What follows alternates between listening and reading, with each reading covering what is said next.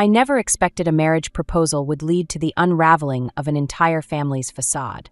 But there I was, standing between the towering shelves of rare books at Hartley's, watching my boyfriend of 2 years drop to one knee while his mother lurked in the shadows, ready to destroy everything. My name is Lila, and this is how I learned that some people will do anything to maintain their illusion of perfection. Lila Thompson, will you marry me?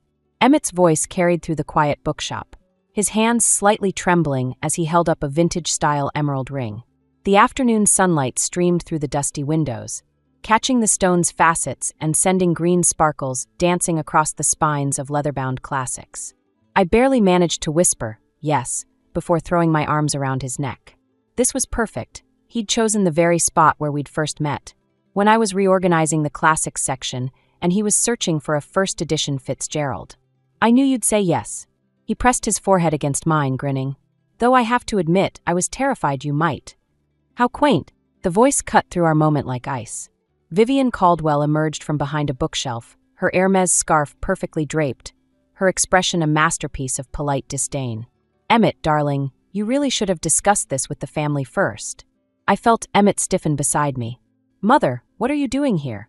Protecting my son's interests, naturally. She glided closer, her heels clicking against the hardwood floor. Miss Thompson, while I'm sure you're lovely, you must understand that marriage into the Caldwell family comes with certain expectations. Mother, stop. Emmett's voice carried a warning, but Vivian continued as if he hadn't spoken. Our family has maintained its position in society for generations. We have responsibilities, traditions. Her eyes swept over my simple sundress and worn sandals. It would be cruel to let you enter this arrangement without understanding the challenges you'll face. My cheeks burned, but I met her gaze. With all due respect, Mrs. Caldwell, I'm marrying Emmett, not his social calendar. A slight smile curved her lips. Oh, my dear. That's exactly the kind of naive thinking that concerns me. She reached into her designer handbag and withdrew an envelope. Perhaps you should read this before making any final decisions. It would be terrible to see you overwhelmed by circumstances you're not prepared for. Before either of us could respond, she pressed the envelope into my hands and turned to leave. Emmett, dinner at 7 on Sunday. Bring Miss Thompson, of course. We should all get to know each other better. The bell above the door chimed her exit. My hands shook as I opened the envelope.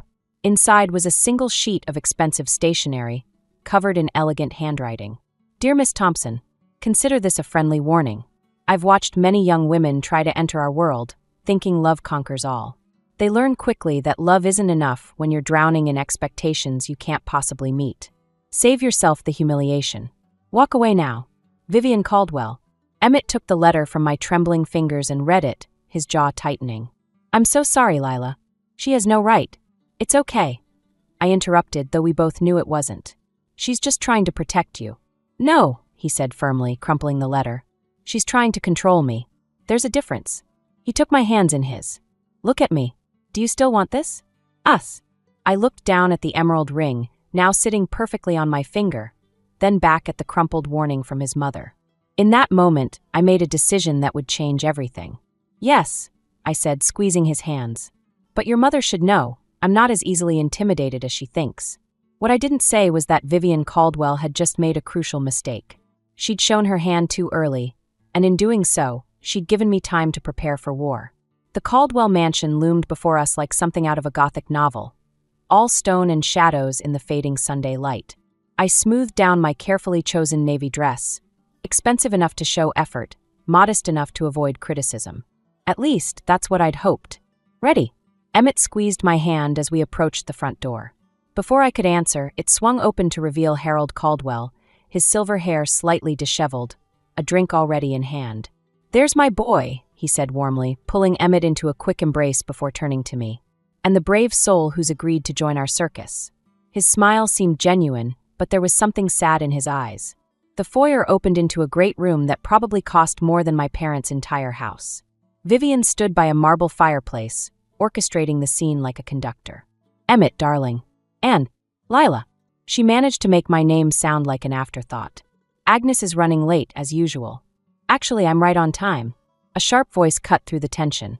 Agnes Caldwell appeared from another room, her white hair elegantly styled, her posture straight despite her age. She made her way directly to me, ignoring Vivian's outstretched arms. So you're the one who's got Vivian in such a state. Good. This family could use some shaking up. Vivian's smile tightened. Mother, please. Let's all sit down. Dinner is ready. The dining room could have seated 20, but we were arranged at one end of the massive table, making the space feel oddly intimate. A butler, an actual butler, began serving the first course. Tell me, Lila, Vivian started, delicately spooning her soup. What exactly do you do at that little bookshop? I'm the manager, actually. We specialize in rare books and first editions.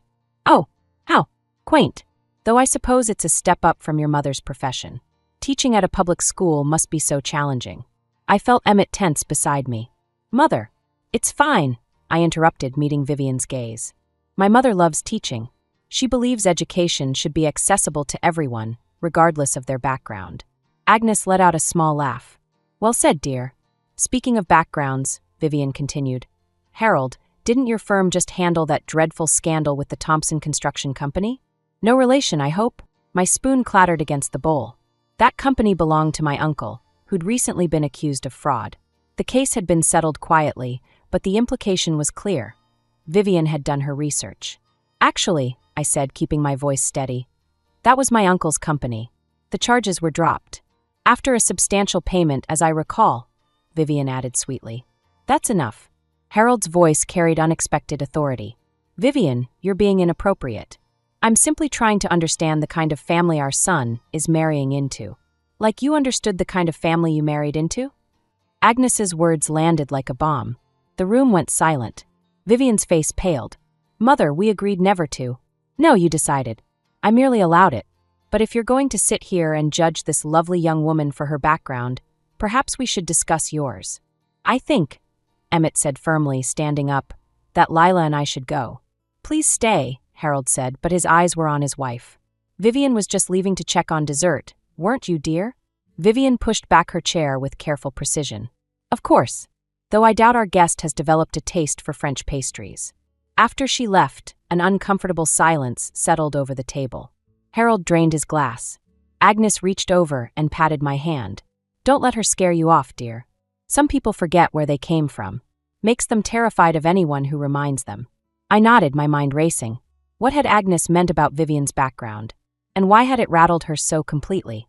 Later, as Emmett drove us home, I thought about the letter in my purse, the barbs at dinner, and the strange tension between Agnes and Vivian. There was more to this family's story than anyone was saying.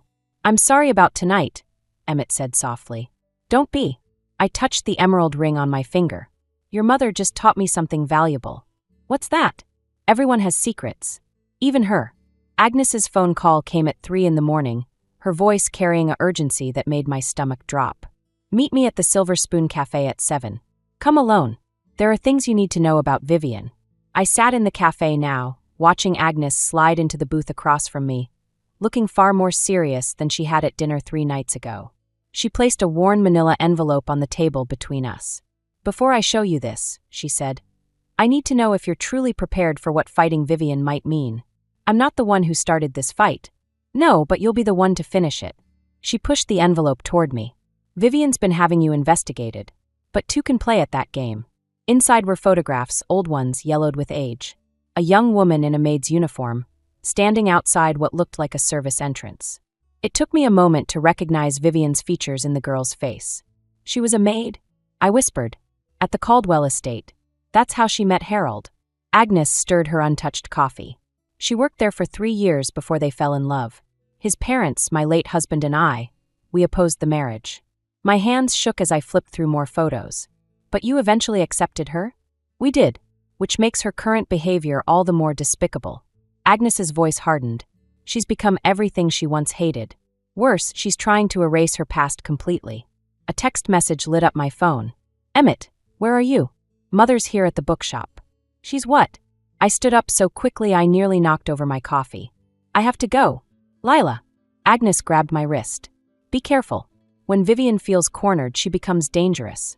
I rushed to the bookshop, finding Vivian examining our rare books section with exaggerated interest. Emmett stood nearby, looking uncomfortable. Ah, there you are, Vivian said without turning around. I was just telling Emmett about an interesting discovery. It seems someone has been accessing old Caldwell family records. Private ones. My heart pounded. Is that right? Indeed. Records about family history, employment records, old photographs. Now she turned, her eyes sharp as steel. You wouldn't know anything about that, would you? Mother, Emmett warned. No, let her answer. Have you been digging into my past, Lila? I thought about the photos in my bag, about Agnes's warning, about every subtle dig and veiled threat since the proposal. Actually, Mrs. Caldwell, I have a question for you. I moved closer, keeping my voice low. What was it like working as a maid? The color drained from her face. Behind her, Emmett's eyes widened. You have no idea what you're talking about, she hissed. I think I do. And I think I understand now. You're not afraid I'll embarrass the family. You're afraid I'll remind everyone of who you used to be. Lila. Emmett stepped forward. What's going on? Ask your mother about her time working at the Caldwell estate. Ask her why she's so desperate to hide it. Vivian's hand shot out, knocking over a display of first editions. Books crashed to the floor, one's ancient spine cracking on impact. You think you're clever? You think exposing this will help you? All you've done is ensure I'll never accept you into this family. Mother, stop. Emmett's voice cracked with shock. No, Emmett. She needs to understand. Vivian straightened her jacket, composure returning like a mask. I've worked too hard to build this life. I won't let some small-town nobody destroy it. The only one destroying anything is you, I said quietly, kneeling to pick up the damaged books. And for what? To protect a lie. Vivian's heel ground against one of the fallen books as she turned to leave. Consider this your final warning, Lila. Drop this, or I'll make sure you regret it. After she left, Emmett helped me collect the books, his hands trembling slightly. I had no idea, he whispered, about any of it. I showed him the photos, watched his face as he processed this new reality about his mother. What do we do now? He asked. Now. I carefully placed the damaged books on the counter. Now we show your mother exactly what happens when you underestimate someone you consider beneath you. The bridal boutique's mirror reflected everything I didn't want to see. My mother's worried expression, Agnes's tight-lipped concern, and most notably, the empty chair where my future mother-in-law should have been sitting. Instead, Vivian had sent her personal stylist, Marco, who circled me like a fashion-conscious vulture. Darling, this is... He gestured vaguely at my chosen dress, a vintage-inspired gown with delicate lace details. How do I put this diplomatically? It's very... You. That's kind of the point, I said, smoothing the fabric. It's my wedding dress. Mrs. Caldwell was quite specific about the image we're trying to achieve. He pulled out his phone, showing me a photo of a sleek, modern gown that probably cost more than my annual salary. This is what she had in mind. My mother stood up. I thought the bride usually chose her own dress. Oh, she does, Marco said with a practiced smile. Within reason. The Caldwell wedding will be covered by several society magazines. We have to maintain certain standards.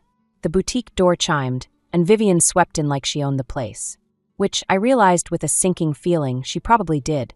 I hope I haven't missed anything important. She air-kissed Marco's cheeks before turning to me. Oh dear, that's not the dress we discussed. No, I said firmly. It's the one I chose. Lila, darling, you don't understand. This wedding isn't just about you. It's about family tradition, about maintaining the Caldwell image. Like you maintained it? The words slipped out before I could stop them. The room went silent. Marco looked between us, sensing the tension but missing its source. Agnes gripped her cane tighter. I've been meaning to discuss that with you, Vivian said, her voice dangerously soft. Harold is quite upset about those old photos being circulated. He's considering postponing the wedding until we can be certain. Private matters remain private. My mother stood up. Are you threatening my daughter? Not at all. I'm simply explaining consequences. Vivian examined her manicure. Actions have them, you know. For instance, if certain stories about the Thompson family's financial troubles were to reach the press. That's enough. Agnes's voice cut through the tension. Vivian, you're embarrassing yourself. No, Mother, I'm protecting this family. Like I always have. She turned back to me. You have a choice, Lila. You can either play by the rules and join this family properly, or what? I challenged, though my voice shook. You'll reveal my family's struggles? Go ahead. Unlike you, I'm not ashamed of where I come from. Vivian's smile turned cruel. No. Then you won't mind if I share the real reason your uncle's company went under? The part about your father's involvement. My blood ran cold. What are you talking about? Oh, you didn't know. Your father was on the board. He signed off on some very questionable contracts. The kind that could still lead to criminal charges, even now. The room spun. My mother's face had gone pale. "That's not possible," she whispered. "The dress arrives next week," Vivian continued as if she hadn't just dropped a bomb. "I trust you'll find it suitable." She turned to leave, then paused. "Oh, and Lila, do give my best to your father. It would be terrible if his carpentry business suffered any legal complications." After she left, I sank onto the boutique's plush ottoman, still wearing the dress I'd loved just minutes ago. My mother's hands trembled as she called my father. "What do we do?" I asked Agnes. She reached into her purse and pulled out another envelope. "We use this. I wasn't going to show you yet, but..." She hesitated. "There's more to Vivian's past than just being a maid. Much more." I stared at the envelope, thinking about my father, about Vivian's threats, about Emmett caught in the middle of it all. "No," I said finally.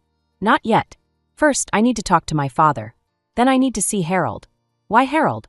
I stood up, carefully removing the dress I'd chosen. "Because before I destroy Vivian's carefully constructed world, I want to make sure I understand exactly what I'm dealing with." The game had changed. This wasn't just about standing up to Vivian anymore. It was about protecting my family while exposing hers. And I needed to be very, very careful about my next move. The cathedral's stained glass cast colored shadows across my wedding dress, Vivian's choice, not mine.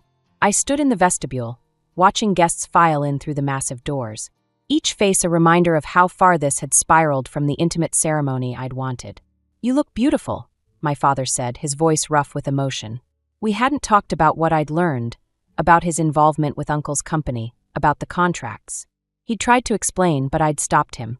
Some truths were better faced after today. "Is everyone ready?"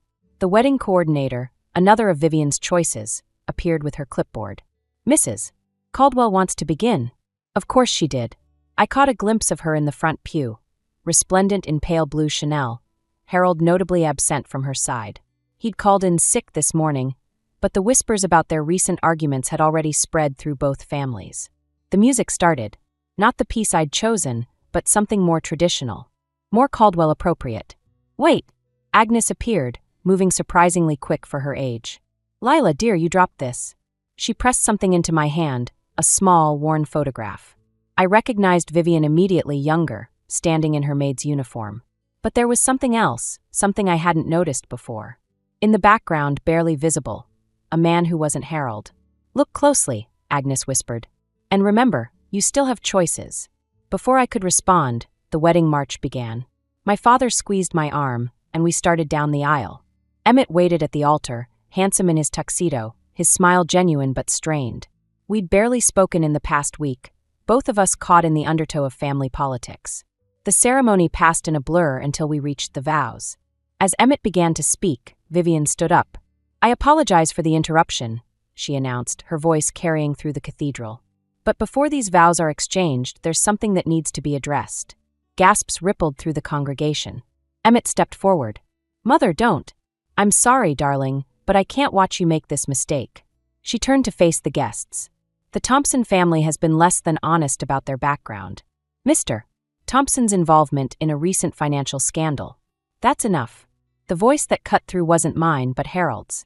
He stood in the side entrance, looking disheveled but determined. "Vivian, sit down." "Harold, you don't understand." "I understand perfectly." He moved down the aisle. "I understand that you're so terrified of losing control, you'd ruin our son's wedding day. Just like your father ruined ours." The photograph in my hand suddenly felt heavier. I looked at it again, at the man in the background.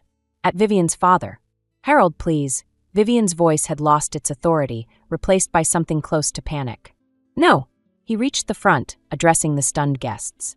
"My wife's father paid her to leave her first fiancé, a gardener's son, to marry me instead. She spent 30 years trying to erase that past, becoming exactly like the people who once looked down on her." Silence fell over the cathedral. I looked at Emmett, saw the shock on his face, then at Vivian, who had sunk back into her pew. "Now," Harold continued, "we can either continue this wedding, celebrating these two young people who actually love each other, or we can let history repeat itself. Your choice, Vivian." I felt Emmett's hand find mine. "Lila," he whispered, "we don't have to do this today. Not like this." I looked at the photograph one last time before slipping it into Vivian's lap as I passed her pew. "You're right," I said quietly. "We don't." The gasps returned as I turned and walked back down the aisle, my father's chosen dress trailing behind me. I heard Emmett's footsteps following, felt his hand catch mine again. "Where are we going?" he asked as we reached the doors. "To get married," I replied. "But on our terms, not theirs." Behind us, I heard Agnes's distinctive laugh, followed by the rustle of movement as she stood. "Well," her voice carried clearly, "I believe there's a lovely garden chapel just down the road. Shall we all redirect there? Except perhaps you, Vivian. I think you have some reflecting to do." Sometimes I realized the best revenge isn't about destroying someone's facade. It's about forcing them to face it themselves. The garden chapel reception was everything the cathedral ceremony wasn't: intimate, genuine, and completely out of Vivian's control. Which is probably why she showed up halfway through, clutching a manila envelope like a shield. "I tried to do this the gentle way," she announced, her entrance silencing the small crowd. "But you've left me no choice." Harold moved to intercept her. "Vivian, don't. Your precious Lila isn't who she claims to be." She pulled papers from the envelope, letting them scatter across the nearest table. "These are police reports. Sealed juvenile records. Did you know your bride was arrested at 16? My heart stopped.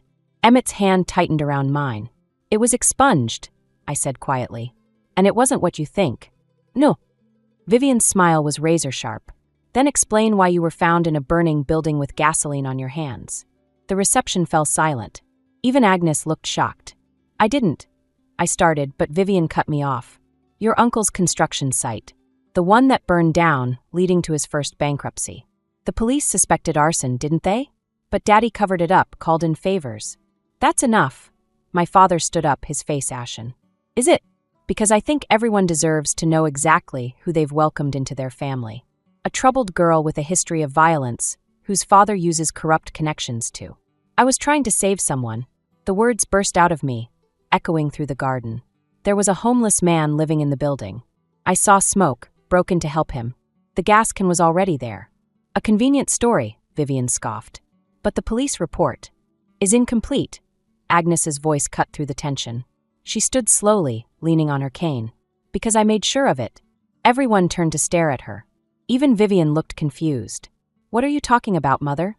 "That homeless man? He was your father, Vivian.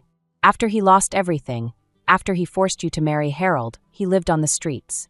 I kept track of him, tried to help when he'd let me." Agnes moved closer to me. "The night of the fire, he'd been drinking, knocked over a space heater. Lila saved his life." The color drained from Vivian's face. "You're lying." "Am I?" "Check the hospital records from that night. John Morrison, admitted for smoke inhalation. He died 3 months later from pneumonia." Agnes turned to me. "I never knew it was you. Not until I saw your juvenile record in Vivian's research." The garden spun around me. All this time, all these weeks of Vivian's attacks, and I'd been connected to her past in ways none of us knew. "Why didn't you tell me?" Vivian's voice cracked. "About father? Would it have changed anything?" Agnes asked. "Would knowing he died alone, ashamed of what he'd forced you to become, have made you treat Lila any differently?" Vivian staggered back, bumping into a table. Flowers and champagne glasses crashed to the ground. "I think," Harold said quietly, "it's time you left." "Harold, now, Vivian, before you destroy what's left of this family." As she fled the garden, I felt the weight of every secret, every manipulation, every moment of the past few months crushing down. The man I'd tried to save had been Vivian's father. The same man who'd forced her into a loveless marriage, setting off decades of bitterness and control. "Lila." Emmett's voice seemed far away. "Are you okay?" I wasn't. None of this was okay. The truth about my past was out, tangled impossibly with Vivian's own tragedy. I'd wanted revenge, wanted to expose her hypocrisy, but not like this. Not through the death of her father, a death she hadn't even known about. "I need some air," I managed, pulling away from Emmett's grasp. As I walked toward the chapel's small prayer garden, I heard Agnes following. "You're not responsible for any of this," she said softly. "Aren't I?" I pushed and pushed, wanting to hurt her like she hurt me. "And now we all have to live with the truth," Agnes finished. "The question is, what will you do with it?" I looked back at the reception, at my new family scattered among overturned flowers and scattered police reports, and realized I had no idea how to fix what had been broken, or if it even could be fixed. I found Vivian in her father's old groundskeeper's cottage, now a storage shed on the edge of the Caldwell estate. She sat among dusty furniture and forgotten memories, clutching a faded photograph. "I used to hide here," she said without looking up, "when Father would drink. Before he arranged my marriage to Harold. Agnes told me where to find you." I stepped inside, letting the door close behind me. "The family's worried." "Are they?" She laughed bitterly. "Harold's already filed for divorce. Agnes has cut off my access to the family accounts. Even my own son." She trailed off, finally meeting my eyes. "Why are you here, Lila?" "Because I understand now. About wanting to erase the past." "Do you?" She stood, swaying slightly. An empty wine bottle rolled across the floor. "You have no idea what it's like spending decades building a life, only to have it all unravel because of where you came from." "Actually, I do. You made sure of that when you exposed my juvenile record. That was different. Was it? Or were you just doing to me what your father did to you? Forcing someone to be something they're not, because you're terrified of facing who you really are." She moved suddenly, grabbing a stack of papers from a nearby table. "You want to know who I really am? Here." She thrust them at me. "Bank statements. Property deeds. Everything Harold's lawyers sent over. I'm broke, Lila. Everything belongs to the family trust. Without the Caldwell name, I'm nothing again. You were never nothing. Easy for you to say. You're young, talented. You have Emmett's love, my mother's approval. I have." She gestured around the cottage. "Ghosts." I picked up the photograph she'd dropped. A young Vivian in her maid's uniform, smiling genuinely at someone off camera. "You had love once, too. Before your father made you give it up. The gardener's son," she whispered. "Thomas. He wanted to open a flower shop. What happened to him? He died. Car accident, 2 years after I married Harold." Her voice cracked. I never even said goodbye. The cottage fell silent except for the distant sound of cars on the main road. Somewhere in the estate, a dinner party would be starting. The first one Harold had hosted without Vivian.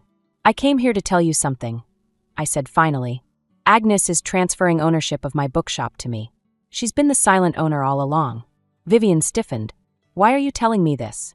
"Because it needs a business manager. Someone who understands both worlds, literature and high society. Someone who knows how to run things properly." "You can't be serious." "I am. But there are conditions." I met her gaze steadily. "No more manipulation.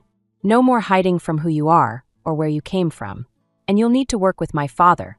He's designing the new reading room." She sank back into her chair. "Harold would never allow it. Harold doesn't own the bookshop. And he doesn't own you anymore either." The sound of footsteps outside made us both turn. Agnes stood in the doorway, leaning on her cane. "Well," she asked, "have you two figured it out yet?" Vivian looked at the photograph, then at me. "Why would you help me? After everything I've done?" "Because sometimes the best revenge is giving someone the chance to become who they should have been all along." I held out my hand. "What do you say? Ready to start over?" She stared at my hand for a long moment. Then, slowly, she reached for it. But instead of shaking it, she pressed the photograph into my palm. "Keep this," she said quietly, "to remind us both what happens when we let fear of the past destroy our future." Agnes smiled, stepping aside as we walked out of the cottage together. Behind us, the sun was setting over the estate, casting long shadows across the perfectly manicured lawn where Vivian's father had once worked, where she had once fallen in love, and where she'd finally, after all these years, found her way back to herself. "You know," she said as we walked, "I actually do know quite a bit about rare books." "I know," I replied. "That's not why I offered you the job." "Then why?" "Because everyone deserves a second chapter." 6 months after our garden chapel wedding, I stood in the newly renovated reading room of my bookshop, watching Vivian arrange a display of first editions. Her hands moved with surprising gentleness over the aged spines, treating each book like a precious artifact rather than a status symbol. "The Thomas Hardy collection arrived," she said without looking up. "I've already had 3 inquiries from serious collectors." My father paused in his work, hanging the last of the custom-built shelves he'd designed. The wood inlays in these cases would complement them nicely. Vivian nodded, actually smiled. "They would. You have quite an eye for detail, George." The bell above the door chimed, and Harold walked in, looking somewhat out of place in his expensive suit. He'd started dropping by occasionally, usually when he knew Vivian would be here. They weren't reconciling, some bridges stay burned, but they'd found a way to exist in the same space without hostility. "The reading room looks remarkable," he said, running a hand along one of the shelves. "Though I suspect it's not what brought you here today." "No," Harold admitted. I wanted to let you know personally, Vivian. The divorce is final. The room went still. My father quietly gathered his tools and slipped out, leaving us alone with the weight of the moment. Vivian's hands trembled slightly as she placed the last book in the display. I suppose that's that, then. I suppose it is. Harold hesitated. You seem, well, I am. Better than I've been in years, actually. She gestured around the shop. Turns out there's something liberating about starting over. The door chimed again. Emmett and Agnes entered, carrying takeout bags from the cafe down the street. Family lunch? Emmett asked, then noticed his father. Oh, Dad, I didn't know you were coming by. Just leaving, actually. Harold nodded to everyone, lingering a moment longer than necessary before heading out. We gathered around the reading room's central table, passing around containers of food. Agnes insisted on using proper plates. Some habits die hard. While Vivian surprised everyone by eating her sandwich with her hands. You know, Agnes said, watching her daughter, I found something interesting in the old estate records. She pulled out a worn envelope. The deed to that flower shop Thomas wanted to open. Your father bought it to ensure it would never succeed. Vivian set down her sandwich. Why are you telling me this now? Because the property's still in the family trust. And as trustee, I've decided to sell it. Agnes slid the envelope across the table.